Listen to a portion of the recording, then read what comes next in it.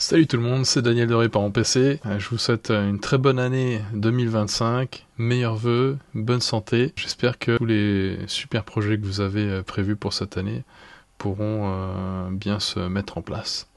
Précédemment, j'avais fait une vidéo, je crois que ça devait être en 2021.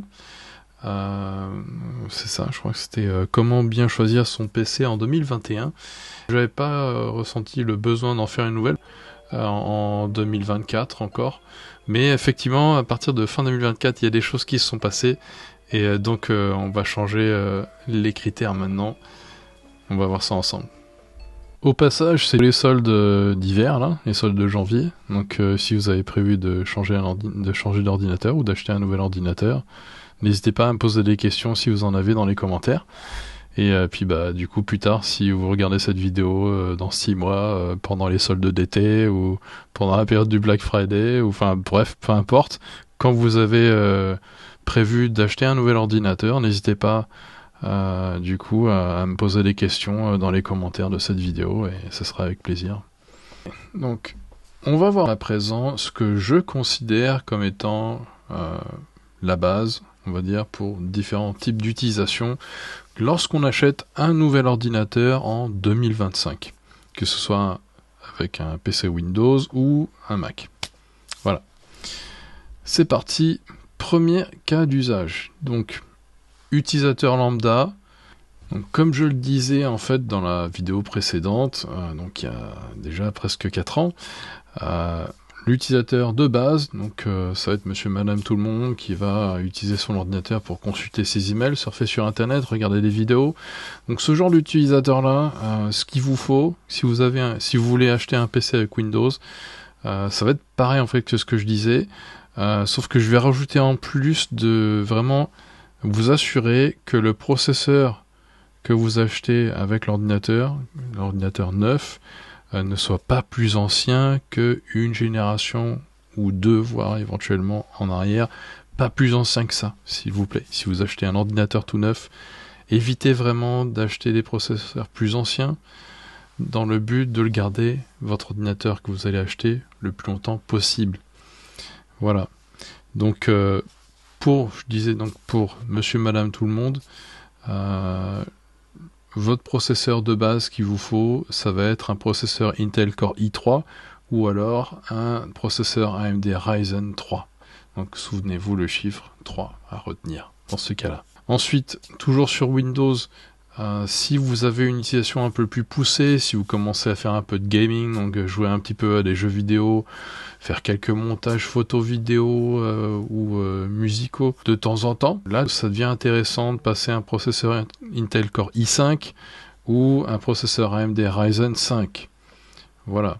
Ensuite, si vous commencez à faire des choses plus poussées, si vous avez beaucoup d'applications qui tournent en même temps et qui sont assez gourmandes, là en fait ça va être intéressant de passer à un processeur Intel Core i7 voire même i9 éventuellement si vous avez vraiment une utilisation très intensive et quotidienne notamment, avec des logiciels qui sont poussés donc pour de la modélisation 3D, des jeux vidéo, si vous faites des montages vidéo ou photos ou musicaux, très souvent ce genre de choses quoi. Pour moi, un processeur Intel Core i7 ou i9, ça correspondra à ce genre d'utilisation là.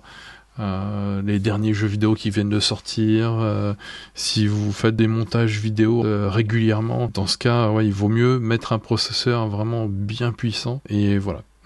Après, concernant la RAM, utilisateur lambda, pour la RAM, ça vient de changer. En général, quand Apple change le minimum pour ses ordinateurs, on sait que ça va s'appliquer pour tout le monde. Et en ce qui concerne Apple, du coup, depuis cet automne 2024, ils ont décidé de mettre le minimum de RAM à 16 Go. Et ces derniers temps, avec mon utilisation sur Windows 11 notamment, je me suis aperçu qu'effectivement 16 Go de RAM, c'était quand même pas mal.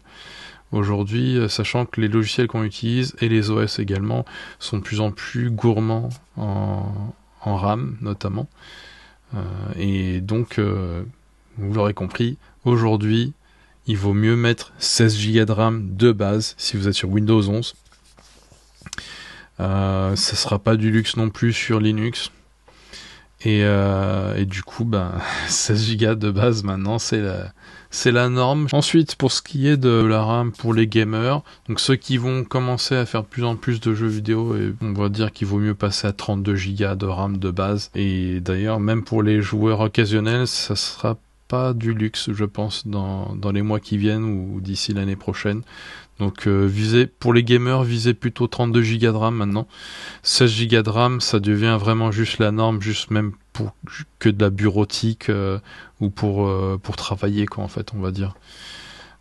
Donc visez plutôt 32 Go de RAM pour jouer aux jeux vidéo notamment, mais aussi pour utiliser vos logiciels de modélisation 3D, de montage vidéo, photo, etc. Il vaut mieux avoir plus de RAM maintenant.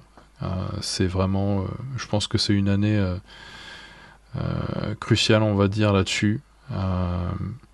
Et donc oubliez si vous êtes un gamer, oubliez les PC avec juste 16 Go de RAM, ou alors considérez du coup à l'avance d'acheter de la RAM en plus que vous pourrez rajouter vous-même. Si vous êtes du coup monsieur, madame, tout le monde, 16 Go de RAM, vous serez très bien. Vous serez très bien avec, mais 8 Go, ça devient trop léger. 8 Go, ça reste encore très bien pour un utilisateur lambda sur Windows 10, mais comme Windows 10, Microsoft arrête son support en octobre cette année 2025, il vaut mieux prévoir du coup, vous l'aurez compris, 16 Go de RAM, pas moins. Concernant les gamers, aujourd'hui en 2025, on a des jeux vidéo qui nécessitent d'avoir 8 Go de RAM de base et qui peuvent monter même jusqu'à 16 Go de RAM dédié à la carte graphique. Donc, ce qu'on appelle VRAM en fait, quand on regarde sur les prérequis des jeux vidéo. Donc 8 Go dédiés minimum. Et ça peut monter jusqu'à 16 Go. Donc aujourd'hui, si vous achetez une carte graphique de 6 Go, ça va être trop léger en fait, on va dire, pour les jeux qui sortent maintenant. Donc si vous souhaitez acheter un ordinateur pour faire du gaming, il faut considérer de prévoir minimum, vraiment minimum, c'est-à-dire que vous aurez vraiment la base au niveau de la texture, voire du moyen pour certains jeux qui sont peut-être un peu plus anciens. Donc il faut prévoir 8 Go de RAM dédié sur votre carte graphique, et si vous voulez vraiment le top du top, il faut monter jusqu'à 16 Go dédiés sur votre carte graphique. Voilà pour les gamers. Pour ce qui est de l'espace de stockage de disque dur notamment, moi honnêtement je vous conseille vraiment de mettre du 1 Tera de base maintenant, c'est vraiment la norme.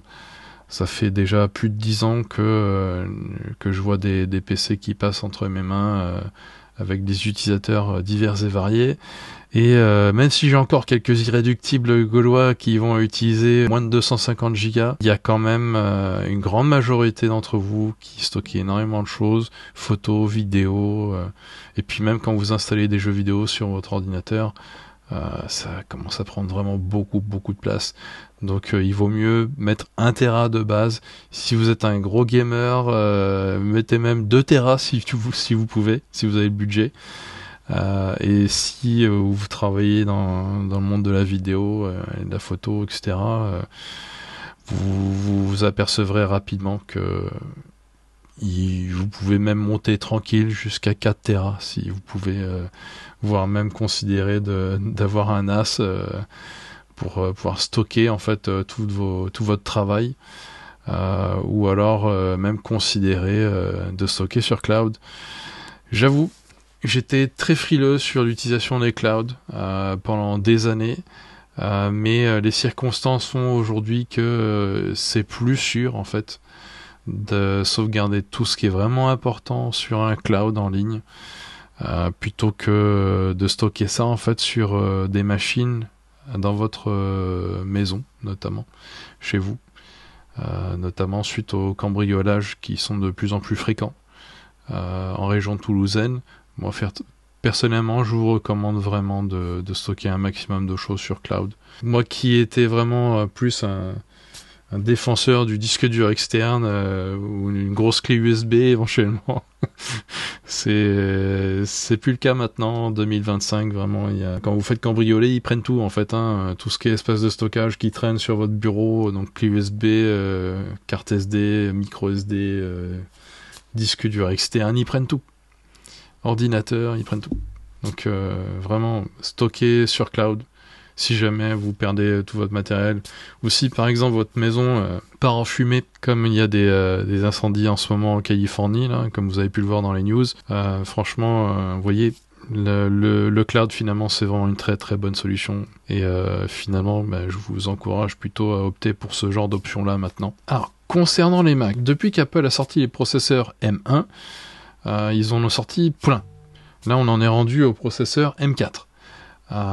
Mais honnêtement, j'utilise toujours un Mac avec processeur M1, aussi bien au bureau que à la maison, et franchement, c'est toujours vraiment super puissant et efficace, aussi bien pour un portable que pour un fixe. Donc c'est franchement, de mon point de vue, vous pouvez toujours continuer à acheter des Mac de 2020. Donc ça, ça peut être une chose intéressante pour ceux qui n'ont pas forcément le budget pour acheter un Mac récent qui est sorti l'année dernière, par exemple en 2024. N'ayez crainte, n'ayez pas peur. Un processeur M1 sera toujours très bien. Si vous pouvez prendre un processeur M2, prenez un processeur M2. Si vous pouvez prendre un processeur M3, prenez M3.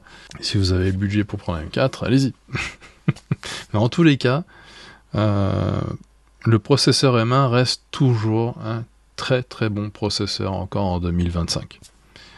Donc voilà, si vous comptez acheter un premier Mac d'ailleurs, si c'est votre tout premier Mac, franchement, même un M1, c'est très bien.